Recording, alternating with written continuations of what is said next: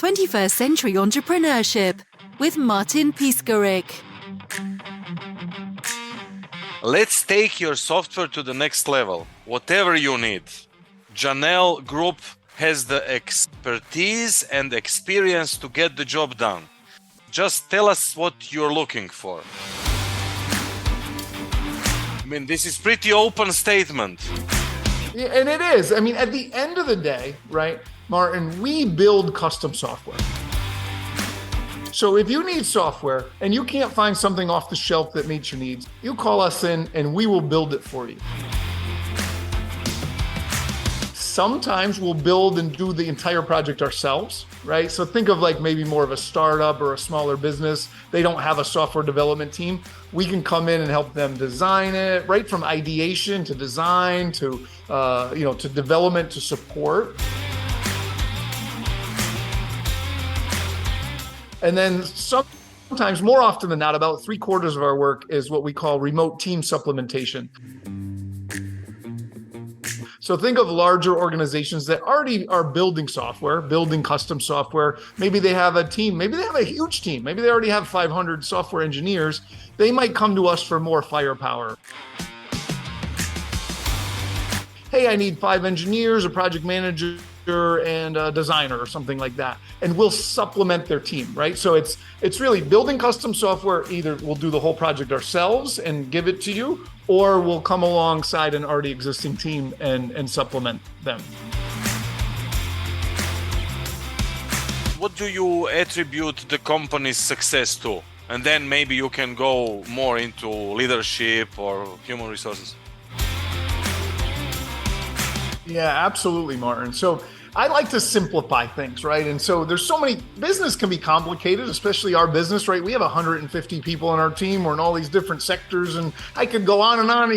You're confusing me. So I like to boil things down really simple. When you simplify our business, what are we good at? What do we do, right? I believe that we are world-class at recruiting, at identifying great talent, finding them and selling them on what we're doing here, right? And recruiting them and getting them onto our team. And then once they're on our team, we have cracked the code on culture, and we put them in an environment where they're happy, where they can work on great work with good clients, with cool people. We're trying to make their life as good as possible. We find great people and we kiss their ass, basically. We joke about that, right? It's up to us as the leaders here to serve them. Because if you get a star player, you get a star engineer, a great project manager, whatever, they can go anywhere. They could leave tomorrow and go get more money. Every day, everybody on LinkedIn is trying to hire these folks. We get them in, and then we take care of them, and we help them architect the life of their dreams, right?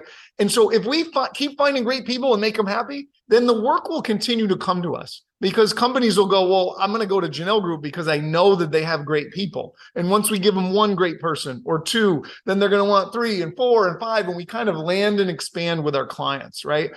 Finding the right talent and keeping them happy is everything. The sales and business development side of it takes care of itself because of our talent. So that's how I like to simplify it. So if you can share, how do you make money? What's your business model? Yeah, at the end of the day, we basically sell our time for money. Right? So it's not so sexy. It's not so cool and sophisticated. The first 12 years of my entrepreneurial career, we were trying to create SaaS products, and I was going to build the $1 billion product, and we failed many, many times. After a while, we realized we are great at recruiting and building those teams, as I said, and delivering software. Let's just get paid to do that.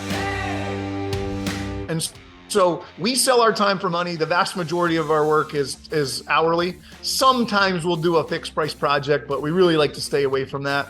So yeah, it's just hourly rates, super simple, nothing fancy.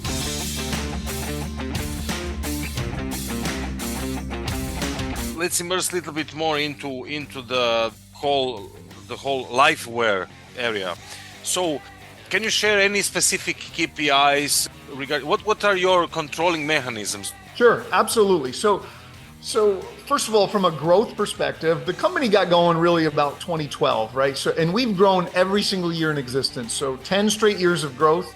Our lowest growth in those year over year was 26%.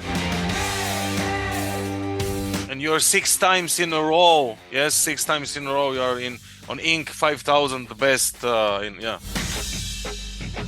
Yeah, that's true, right? Yeah, 6 years in a row on the Inc. 5000 list, which is cool, right? When we learned about that list, we said someday we're going to get on that list, and we figured that out, and we've been able to do it year after year, which is really cool. Here's a statistic that we love tracking because we talk about we're world class at recruiting. And recruiting to me comes down to it's a numbers game, right? It's just like sales. How do you make more sales? Make more sales calls, right? And the more work you put in, the better sales you're going to do. Same thing on the recruiting end. So this year, Martin, we have a recruiting team with like 5 full-time folks. This year, we are going to vet 150,000 people. So when I say vet them, that's quick LinkedIn stalking them out or like searching them on LinkedIn, a resume search. That's quick. But of those 150,000, we're going to interview 1,500. So 1,500 people we're going to interview to hire about 60 or 70. You and your team or little robots? Yes. But you or AI, to be more specific? No, it's actually human beings are doing all of this work. Now we are using technology and we're using tools to try to like filter them and stuff like that. But it's all personal outreach, right? And this might be a takeaway for the audience. I'm sure people in your audience are saying, I can't find good people. It's hard to hire. Nobody wants to work anymore. How the heck do I hire good people, right? So the one takeaway you could take from this interview is, first of all, you got to talk to more people, right? I don't care how many you interviewed, you better interview more. And sometimes somebody will go, I've tried everything. I'm trying to hire this engineer. I tried to, and I go, well, how many people have you interviewed? And they're like, I talked to 8 people. I said, 8?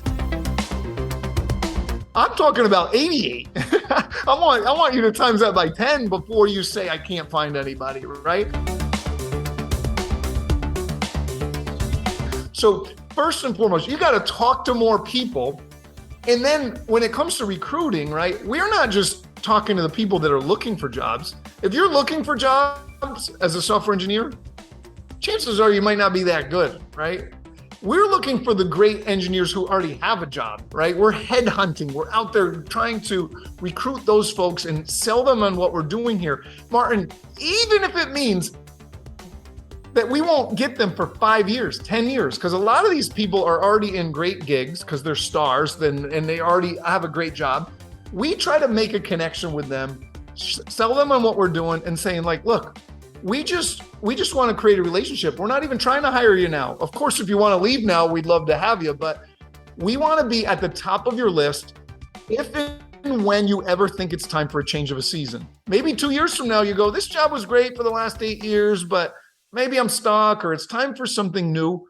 Put me on the top of your list of someone to call, Martin. I want to be on that list. And when you're ready, let's talk, baby. And we'll get you in here and we'll show you what we can do for you, right? And so we take a really long-term approach when it comes to recruiting, right? And so maybe I'm trying to deliver some takeaways for the audience, right? Speak to more people. Go and headhunt people that are already working. And also, maybe you got to take a long-term approach because a lot of these great people aren't looking to leave. Yeah, you need someone now. That guy might not be ready to leave for 3 years. Are there any specific things that you want to stress out regarding you and your company? Okay, if I understood you well, you're focused on just on high-level engineers, programmers, and so why you, not some other player on the market? Yeah, so what we're trying to do is when we're having these conversations, we're trying to sell them on the way we run our business, right? We take a servant leadership mindset, right? And we say, if you come here, we will serve you. We will put you to work on good clients with good, exciting technology most importantly, you're going to be working on an awesome team of people. We don't have any jerks here. We say we have a no a-holes policy here, Martin, right? And so just that, think about how you probably had jobs in your past where you had to work with someone who's awful. Like, I don't want that. And everyone here is, they're happy people. And it's nice place. You have beautiful place there. Yeah, thank you. And right. And that's, so we're trying to sell them on that, especially people who've been in some jobs where they maybe weren't treated that way. Or maybe they even liked their team, but they had to work 80 hours a week. Maybe you come here and you want work-life balance. You want to work 40 hours a week and, work on a nice, happy team and reduce your stress. We try to allow people to architect their own life. And what everybody wants could be different, right, Martin? The guy who's 45 years old who has 3 kids at home, he probably wants time and work-life balance, but maybe the 24-year-old kid who just graduated a couple years ago and they're looking to elevate their career, maybe they do want to work more hours. Maybe they want to go faster. Maybe they want to see how quickly they can get to senior level or maybe management. So we're working with every single person individually to try to help them craft the life of their dreams, right? Maybe it's remote work. Maybe it's coming into the office. Maybe it's hybrid. Maybe it's you want to travel. I don't know. We have one guy who is a true digital nomad, if you've heard this term before, right? He's traveling the world and he literally he just worked 3 months in Hawaii. He was in Hawaii for 3 months. Then he was in California for 2 months. Now, I don't even know where he is right now. I heard he might have been moving to Florida, whatever. The point is, this guy is a digital nomad. He is delivering. Yeah. And so whatever he wants to do, he's a star employee for us. So we say, whatever you want to do, right? And so that's what we're trying to sell folks on when we're recruiting. The companies who go, well, you come in, you're going to do this my way. That might work for some people, but some people are going to be like, especially these star engineers, they could go get a job, 10 jobs tomorrow. We got to make sure ours looks and actually really is better than some of those alternatives. Oh, this is really, kicking ass. Get money and architect your own life. Yeah, good. What an one-liner. Great one-liner. So regarding the remote work, it's not so new, but it's more than ever before. Yeah. Isn't it? Absolutely. It's been a huge change. I think COVID certainly fast forwarded that, right? And for us, we have such an intense, awesome culture here, and especially at headquarters. I'm at our headquarters now. We're in upstate New York, about 2 hours north of New York City, right? And so here in the office, it's fantastic. There's people, everyone. There's beer kegs, ping pong tables, all the BS that you want. But there's actually people here, and they're happy, and they're laughing, and they're having fun, and they're connected. But Martin, of our 150 people, we only get about 50, 60 of them in the office every day. So that means the majority of the people are either fully remote, meaning in different states and they're not even within driving distance, or they're local here or close to the office and they still prefer to work from home, either full-time or part of the time, right? And so it's almost like there's 2 different cultures. There's the in-office culture, and then there's this remote culture. And so I think we've cracked the code on remote culture a little bit, Martin. And so here's the key for us to remote culture. We're looking to create 1, 2, hopefully 3 or 4 really cool in-person experiences per year so that those people, when they are remote, they feel connected. When you think about your own life, Martin, think about the times where you really fast forwarded your relationship with someone. You got really close with them quickly. A lot of times it's when you did something extraordinary together. Maybe you took a trip to China together. Maybe you ran a marathon. Back in my days, we'd go through sports workouts and we'd run till we'd throw up, right? It wasn't fun, but we were doing this extraordinary thing together and we felt bonded. So now if I can take one of my remote employees, we fly them in from California, they come out here for a week and we're drinking beers at night and going out to dinner and working on some software, doing some really cool stuff that's different than their normal life. Well, now we're creating a real bond. We're creating real friendships so that now when that person goes back and they're remote, they feel connected, right? And now when we're on the line, we're doing a Zoom like this or something, it's different because there's an actual friendship there. There's something real there. Right. And so I think that's the key to remote culture. If you have remote folks, that's okay. And you don't have to do culture every day. Remote culture is hard. But as long as you're having a couple, 1, 2, or 3 really cool in-person interactions per year, I think it can really do a lot to strengthen that relationship and make the person feel connected even though they're away.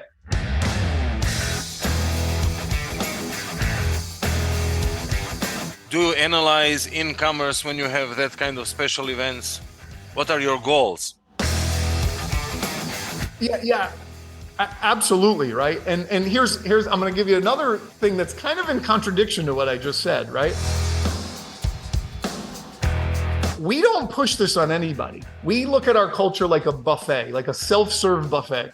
If you want some of this, take it. You don't, that's fine. You want some of this, take it. But maybe somebody doesn't want any of it. And we actually have, of our 150 people, Martin, I'd say probably 30 of them are like, look, you can keep all that BS. I don't want any of it. I just want to work on good stuff. And at the end of the day, I want to go home. I don't need to come out and drink beers and act like a gorilla with you. I don't need to go to a baseball game with you. I just want to work with good people and go home. And that's okay too. A lot of companies that have an intense, strong culture, it's kind of all or nothing. If you don't drink the Kool-Aid, you're like a weirdo outcast. Here, if you choose that, that's fine too. It comes back to them architecting their own life, right? So when you say, do we analyze when it's a new employee? We like when they lean in and say, I want to take part in the culture. That's good because we know the connection is stronger and it's kind of more fun that way. But if they choose not to, we're looking for other creative ways where we can reach out to them and maybe we send them a unique gift. Maybe we're showing them that we care about them, even though we actually haven't connected. And so we're looking at that differently, but we're definitely analyzing as they come in, are they feeling the connection or not? If you could go back in time, what advice would you give to your younger self? Martin, the first thing I would tell myself is, listen, you never heard of this thing called Bitcoin, but as soon as you hear about it, buy as much as you can afford. Okay. After I told myself to buy Bitcoin. And buy Apple. It's a strange company, but it's strange name, but just buy it. Yeah, Microsoft, Apple, Google, get them all, get Bitcoin, just trust me. And then actually it doesn't matter any business advice because you're going to be so rich, it'll be unbelievable. Anyway, but back to serious, right? So I think I mentioned, right, we spent the first probably 10, 12 years of our entrepreneurial career trying to build products, SaaS products, all these different startup ideas. And we failed time after time after time. When really what we are best at, I'm really talking, my brother's my business partner. What we are best at is building teams, building culture, and delivering software. We should have just done that from the beginning, right? I was too cool for services, Martin. I was going to build the big company and be on the cover of the magazine, right? I think a lot of young people, they get that bravado in them. And I definitely had that, right? And there was some ego and all of that. So I definitely, learned some hard lessons. That would be the first thing I would tell myself is like, dude, forget about the product. You guys are good at this. Start building a team now. And you can really build a special organization that has touched a lot of lives. And so that's something I kind of wish I started earlier, although my whole journey and my whole story arc is what brought me to here anyway. So maybe I shouldn't regret it,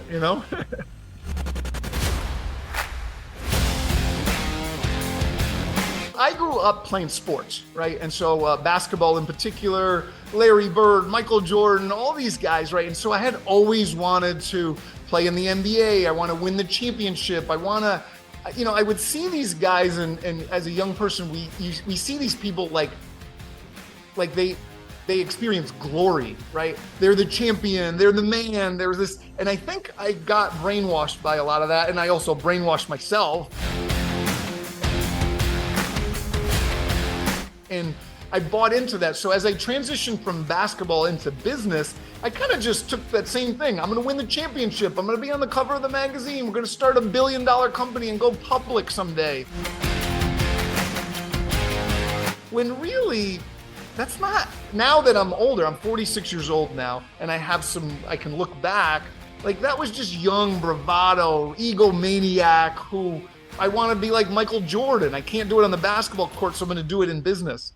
When really what lights my fire, Martin, is building teams, delivering for clients, building this special atmosphere where people are truly happy. That makes me happier than if we did build that $1 billion company. Although if we build that $1 billion company, we probably could have had a lot of impact too. So, but my point is, I was focused on the wrong things, right? I think a lot of young people fall into that trap, and I definitely fell into that trap.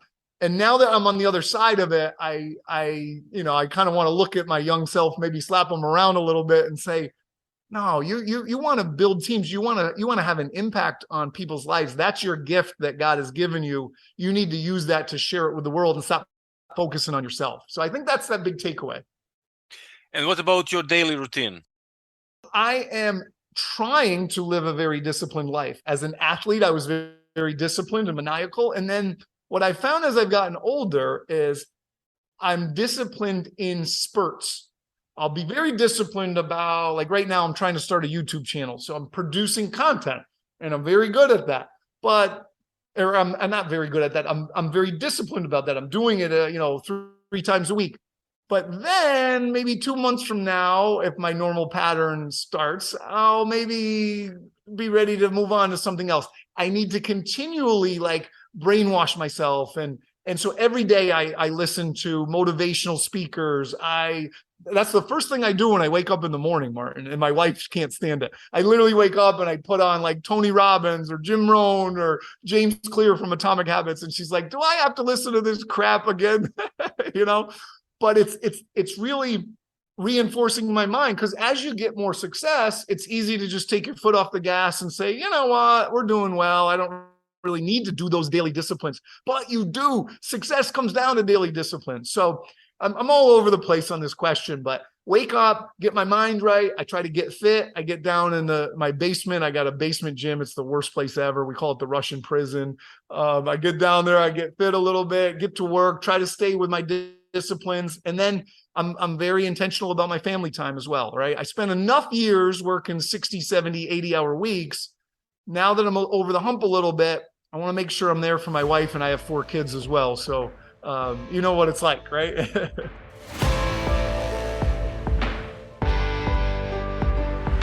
My wife and I are involved in a lot of organizations, a lot of causes. I'm on the board at my kids' school. My kids go to a Christian school, McKeel Christian Academy. We're very involved in our church. My wife and I are passionate about adoption, right? We have 2 birth sons and then 2 adopted children. My daughter is adopted through foster care here in New York State. And then my oldest is from Nigeria. We say he's our son, but he's actually not officially adopted. He's here on a student visa, but he's been with us for 6 years, and we treat him like a son. He actually has a family in Nigeria of mom and dad and I think 5 siblings. And Martin, check this out. This is a cool story about my oldest, right? So he's 22 now. He came to us on his 16th birthday, and he works at Jersey Mike's. Do you know Jersey Mike's, the sandwich shop? It's for people who don't know that, it's kind of like a fast food, submarine sandwich place. Doesn't matter. He's making food, right? And so he works very hard all summer, and he's making all this money. He's working 50, 60 hours a week, and we're making fun of him. His name is Gideon. We call him G. We go, G, what are you doing with all this money, man?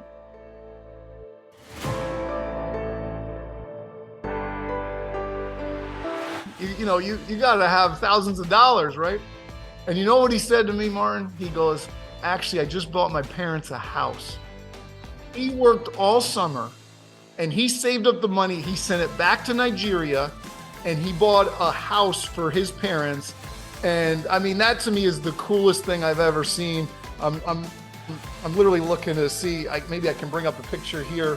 I know this won't be the best, but that's the house. He bought this house with Jersey Mike's money. My call to action, Martin, I don't actually have a big ask here, right? But, we're always recruiting great talent. If you know great engineers, super talented people that are looking for a change of season, maybe a new organization, please send them our way. You can reach out to me directly. I'm also starting my own personal brand. So to kind of go together with Janelle Group, I've got a website, darrinjahnel.com, DARRINJAHNEL.com, darrinjahnel.com. If you need to hire a speaker to come in and talk about culture, recruiting, building special teams, I'd be very interested. I'm starting a YouTube channel soon. And so, if you got any value out of any of this content and you want more, please look me up there. And if I can help in any way, please reach out. 21st Century Entrepreneurship with Martin Piskarik.